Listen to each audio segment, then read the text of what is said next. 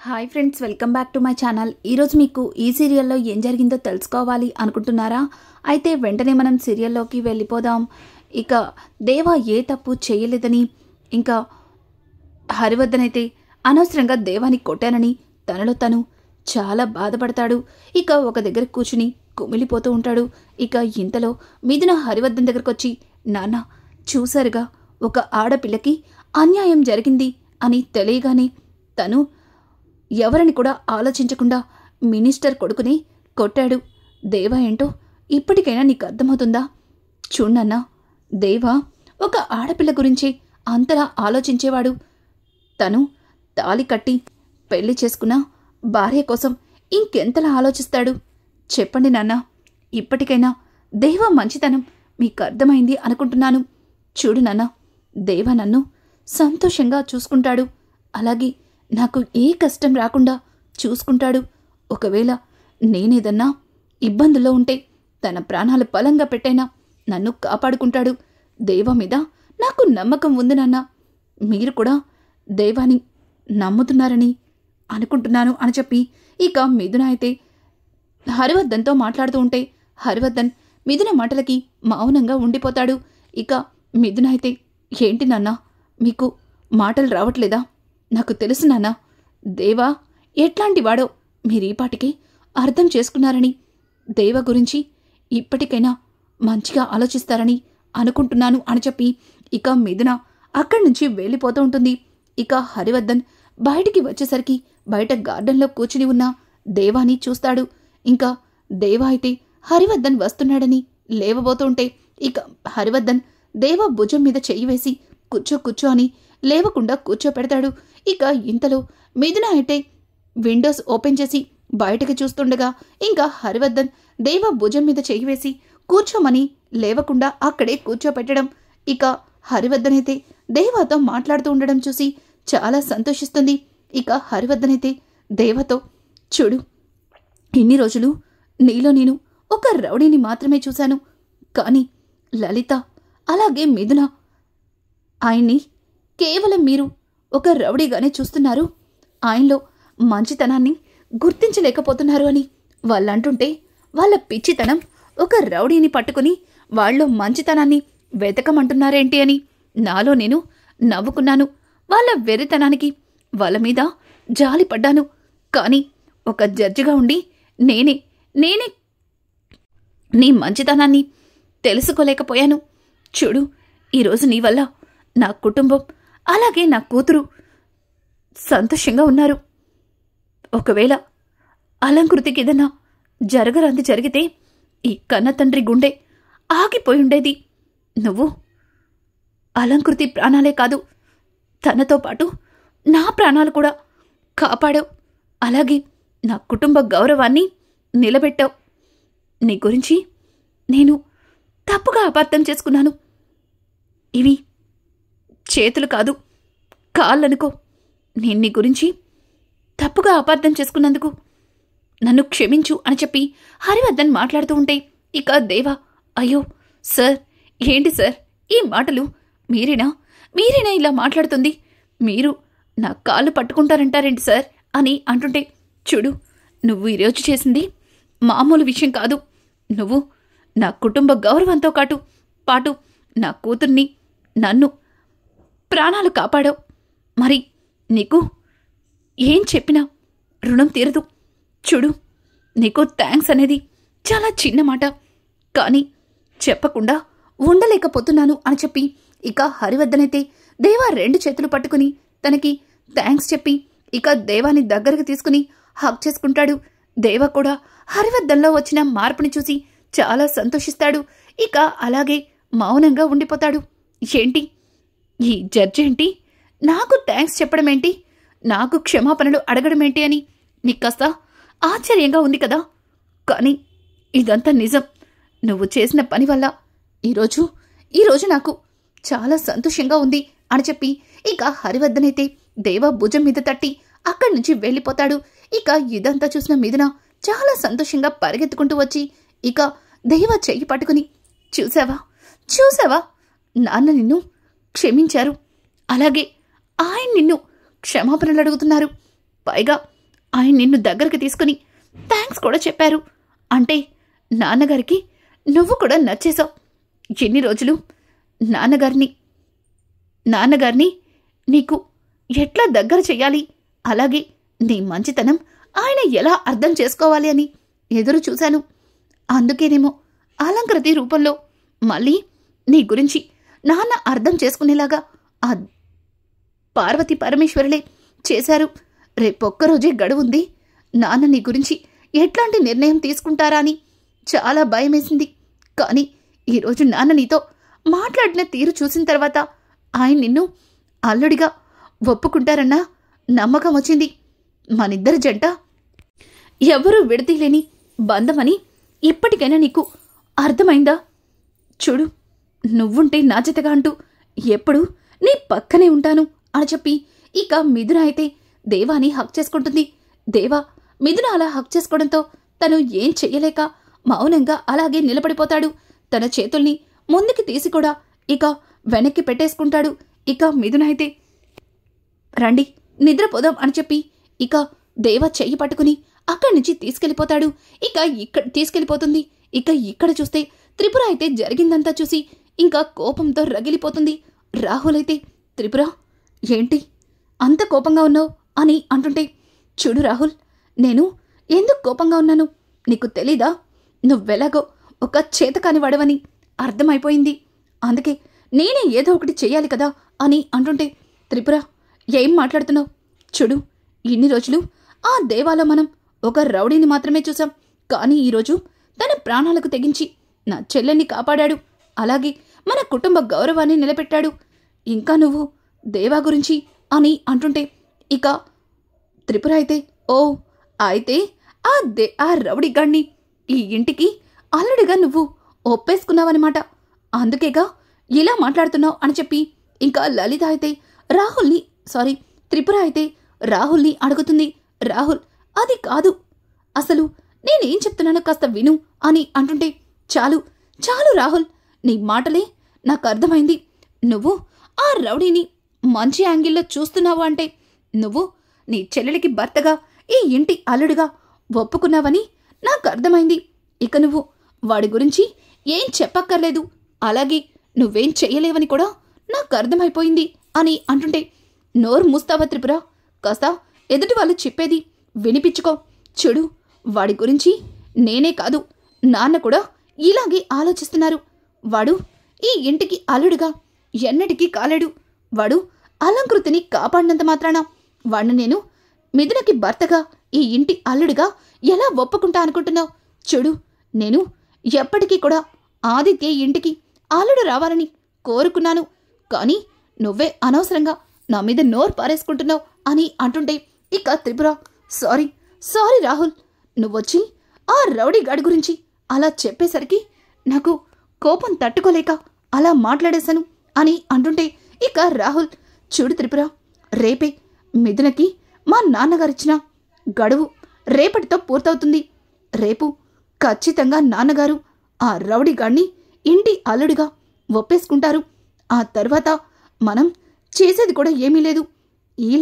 ఈలోపే మనం ఏదో ఒకటి చెయ్యాలి అని అంటూ ఉంటే, త్రిపుర, ఆల్రెడీ నేను అంతా ప్లాన్ చేసి ఉంచాను. ఇక నువ్వేం కంగారు పడకు. రేపు ఉదయం మావయ్య గారు వాణ్ణి అల్లుడిగా ఒప్పుకునేలోపే నేను చెయ్యవలసిందంతా చేసేస్తాను అని చెప్పి త్రిపుర అయితే ఇక రాహుల్తో మాట్లాడి ఎవరికో కాల్ చేస్తుంది. ఇక త్రిపుర ఫోన్లో మాట్లాడిన మాటల తర్వాత ఇక త్రిపుర ప్రశాంతంగా వెళ్ళి నిద్రపోతుంది. రాహుల్ త్రిపుర ఏం చేస్తుందా అన్నట్టుగా త్రిపుర వైపు చాలా అమాయకంగా చూస్తుంటాడు. ఇది ఇలా ఉండగా హరివర్ధన్ వచ్చి బెడ్ మీద పడుకుంటూ ఉంటే ఇక లలిత హరివర్ధన్ని చూసి, ఏవండి, ఏంటి నిద్ర పట్టట్లేదా అని అంటుంటే, లేదు లలిత, నాకు ఈరోజు చాలా సంతోషంగా ఉంది. ఎన్ని రోజులు మిథున జీవితం ఒక రౌడీ చేతిలో పడిపోయింది. మళ్ళీ తనని ఆ రౌడీ చెర నుంచి ఎలా బయటికి తీసుకురావాలని ఎంతగానో ఆలోచించేవాణ్ణి. కానీ మిథున అన్ని విధాలుగా తనకి సరైన వాణ్ణి పెళ్లి చేసుకుందని అర్థమైంది. మిథున నమ్మినట్టు నిజంగానే మిథునకి ఆ పార్వతీ పరమేశ్వరులు సరైన జోడీని కుదిర్చారు అని చెప్పి ఇక హరివర్ధన్ మాట్లాడుతుంటే ఒక్కసారిగా లలిత షాక్ అయిపోతుంది. ఏవండి, నిజంగానే మీరేనా ఇలా మాట్లాడుతుంది? ఒకప్పుడు దేవ పేరెత్తిదని మండిపడిపోయే మీరు ఇప్పుడు దేవాని అల్లుడుగా ఒప్పుకుంటున్నారా అని అంటుంటే, చూడు లలిత, దేవాని నేను అల్లుడిగా అంగీకరించి ఈ ఇంటికి తీసుకొచ్చాను. తనని ఈ ఇంటికి తీసుకురాకముందు తనక రౌడీ మాత్రమే, కానీ తనలో మంచితనాన్ని కూడా పరిచయం చేసింది మన మిథున అని అంటుంటే ఒక్కసారిగా లలిత హరివర్ధన్ మాటలకి షాక్ అయిపోతుంది. ఏవండి, ఏం మాట్లాడుతున్నారు? దేవాని అల్లుడిగా అంగీకరించి ఇంటికి తేవడమేంటి? మరి దేవాని అల్లుడిగా అంగీకరించినప్పుడు మరి మిథునతో అలా ఎందుకు మాట్లాడారు అని అంటుంటే, చూడు లలిత, నా మాటలు నీకు కాస్త కొత్తగా అనిపించచ్చు, కానీ నేను చెప్పేది నిజంగానే నేను దేవాని అల్లుడిగా అంగీకరించే ఈ ఇంటికి తీసుకొచ్చాను. దేవాకి మిథున మీద ప్రేమ లేదు అన్న మాట అబద్ధం. దేవాకి మిథున మీద అపారమైన ప్రేముంది. తను కనిపించకపోయేసరికి దేవ తన కోసం వెతికిన తీరంతా చూసిన తర్వాత దేవాని మిథునని వేరు చేయాలని అనుకోలేదు. అలాగే దేవాలో మార్పు రావడం కోసమే మిథునతో ఈ పందానికి ఒప్పుకున్నాను. అలాగే మిథునని నా మాటలతో చాలాసార్లు బాధ పెట్టాను, కానీ దేవ మాత్రం ఆ మాటలన్నింటినీ తట్టుకొని అలాగే నేను పెట్టిన పరీక్షలకి ఎదురు నిలబడి ఈ పోటీలో మిథునని గెలిపించాడు అని చెప్పడంతో ఒక్కసారిగా లలిత అంటే అని అడుగుతుంటే, అవును, దేవాలో మార్పు కోసమే నేను తనని ఈ పందంతో ఇక్కడికి తీసుకొచ్చాను. కానీ దేవా అప్పటికే పూర్తిగా మారిపోయాడని నా కూతురు నమ్మకమే నిజం చేశాడు దేవా అని చెప్పి ఇక హరివర్ధనైతే లలితకి తన మనసులో ఉన్న మాటనంతా చెప్పడంతో ఒక్కసారిగా లలిత చాలా సంతోషించి, చూడండి, మీరు దేవాని అల్లుడిగా అంగీకరించారన్న మాట కోసం మిథున ఎదురు చూస్తుంది. మీ నోటి నుంచి ఈ మాట వింటే మిథున ఎగిరి గంతేస్తుంది అని అంటుంటే ఇక హరివర్ధన్ రేపే తనకి మాట చెప్తాను. నా కూతురి మొహంలో సంతోషాన్ని చూస్తాను. నా కూతురు గెలుపు కోసం ఈ తండ్రి ఎన్నిసార్లన్నా ఓడిపోతాడని తనకి అర్థమయ్యేలా చేస్తాను అని చెప్పి హరివర్ధన్ అయితే ఇక లలితతో మాట్లాడతాడు. ఇంకా ఉదయాన్నే ఇక్కడ సత్యమూర్తి అయితే శారదా ఈరోజు మన దేవాని జడ్జి గారు అల్లుడిగా ఒప్పుకునే రోజు అని చెప్పడంతో ఇక శారద, ఏంటి ఈరోజే కదా మన దేవాని అల్లుడిగా ఒప్పుకునే రోజు? ఖచ్చితంగా జడ్జి గారు దేవాని అల్లుడిగా ఒప్పుకుంటారు. అలాగే తిరిగి మళ్ళీ దేవ మిథున తన చిటికిన వెళ్తో మన ఇంట్లో అడుగు పెడతాడు అని అంటుంటే ఇక సూర్యకాంతం, అంతేం లేదులే, ఏదో వాళ్ళ చిన్న కూతుర్ని కాపాడినంత మాత్రాన ఆ జడ్జి గారు దేవాని అల్లుడిగా ఎందుకు ఒప్పుకుంటారు? ఆయన దేవా ఏమన్నా సాఫ్ట్వేర్ ఉద్యోగస్తుడా లేకపోతే గవర్నమెంట్ ఎంప్లాయా? తను చేసేది ఒక రౌడీయిజం.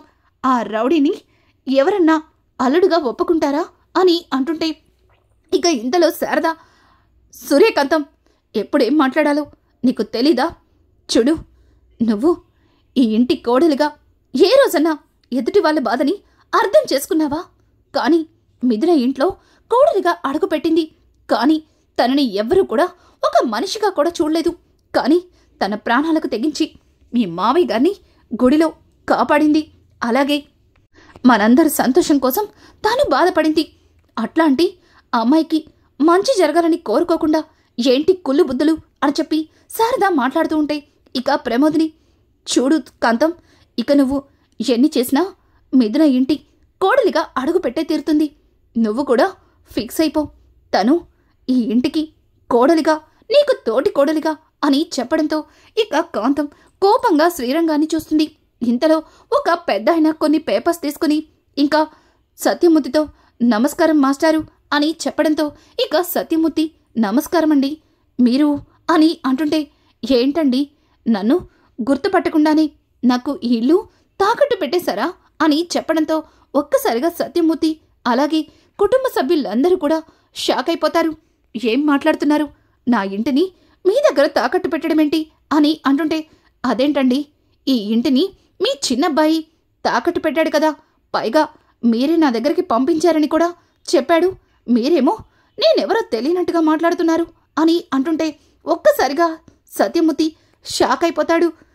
చూడండి, మీరేదో పొరపాటు పడుతున్నారు.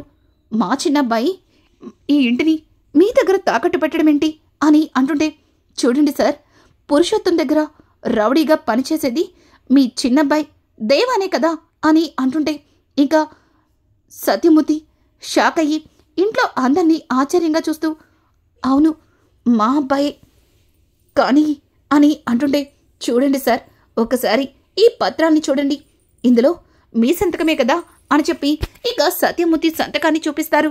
ఒక్కసారిగా సత్యమూర్తి ఆ సంతకాన్ని చూసి షాక్ అయిపోతాడు. అది తన సంతకమే, కానీ తను మాత్రం పెట్టలేదు.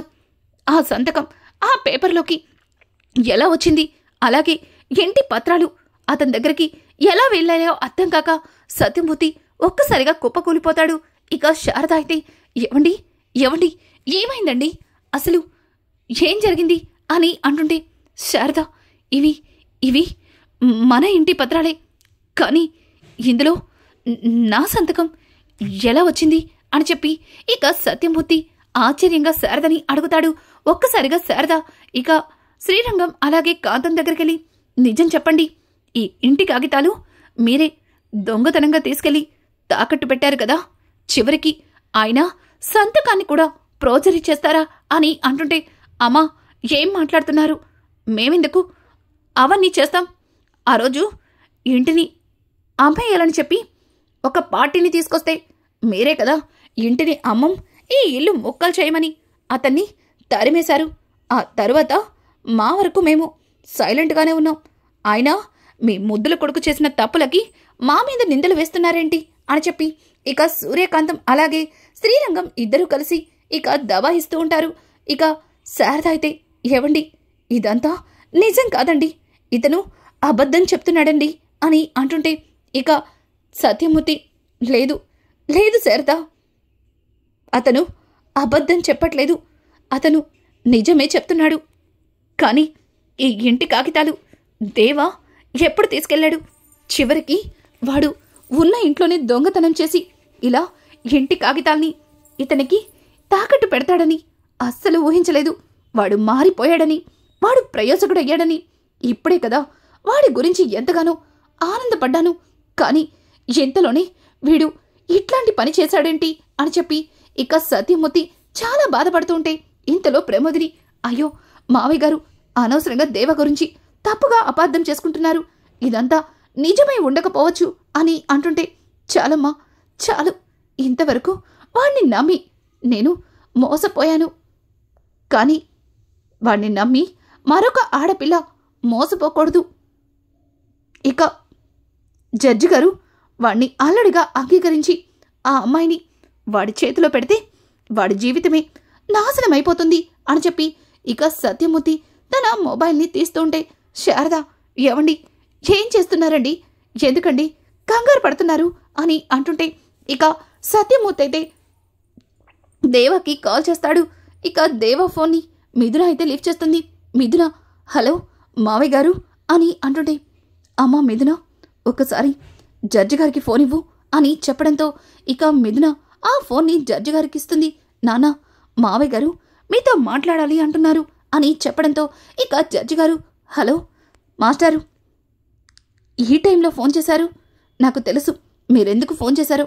ఈరోజు మీ అబ్బాయిని మా ఇంటి అల్లుడిగా ఒప్పుకున్నానా లేదా అనే కదా మీ అనుమానం అని అంటుంటే, ఇక సత్యమూర్తి, మీరు ఒప్పుకుంటారని నాకు తెలుసండి, ఎందుకంటే వాణ్ణి మీ ఇంటి అల్లుడిగా ఒప్పుకోకుండా ఉండడం కోసం ఇక్కడ వాడి మీద చాలా ప్రయత్నాలే జరుగుతున్నాయి. ఇక్కడ జరిగిన గొడవలే అక్కడ కూడా జరుగుతాయేమోనని ముందు జాగ్రత్తగా మీకు ఫోన్ చేసి ఒక మాట చెప్తున్నాను అని చెప్పి ఇక సత్యమూర్తి మాట్లాడుతున్న మాటలకి ఒక్కసారిగా శ్రీరంగానికి అలాగే ఇక కాంతానికి దిమ్మ తిరిగిపోతుంది. అలాగే శారద, ప్రమోదిని ఇద్దరు కూడా సంతోషంగా ఇక సత్యమూర్తి వైపు చూస్తారు. ఇంకా హరివర్ధనైతే, ఏం మాట్లాడుతున్నారు మాస్టారు అని అంటుంటే, చూడండి వాణ్ణి మళ్ళీ అందరి ముందు దోషిని చేయడం కోసం వాడి మీద కొంతమంది తప్పుడు నిందలు వేస్తున్నారు.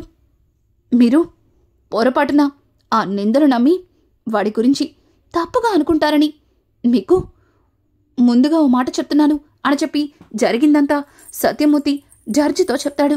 ఒక్కసారిగా జడ్జి గారు షాక్ అయిపోతారు. ఇక ఇదంతా వింటున్న త్రిపుర, ఓ అయితే ఏకంగా మాస్టరే ఫోన్ చేశాడనమాట.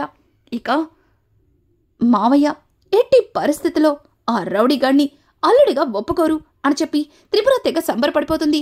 ఇక సత్యమూర్తి ఫోన్ కట్ చేసిన తర్వాత హరివర్ధనైతే ఇంకా త్రిపుర చంప చెల్లు మనిపిస్తాడు. రానున్న ఎపిసోడ్స్లో ఉన్న పలంగా సత్యమూర్తి ఎందుకు మాట మార్చినట్టు, అసలు ఏం జరుగుంటుంది, సత్యమూర్తికి ఈ నిజాలు ఎలా తెలిసాయి? ఇట్లాంటి లేటెస్ట్ ఎపిసోడ్స్ మీకు మరిన్ని కావాలి అనుకుంటే మా ఛానల్ని సబ్స్క్రైబ్ చేసుకోవడం మాత్రం మర్చిపోకండి. Thanks for watching. Hi friends, welcome back to my channel. ఈరోజు మీకు ఈ సీరియల్లో ఏం జరిగిందో తెలుసుకోవాలి అనుకుంటున్నాను.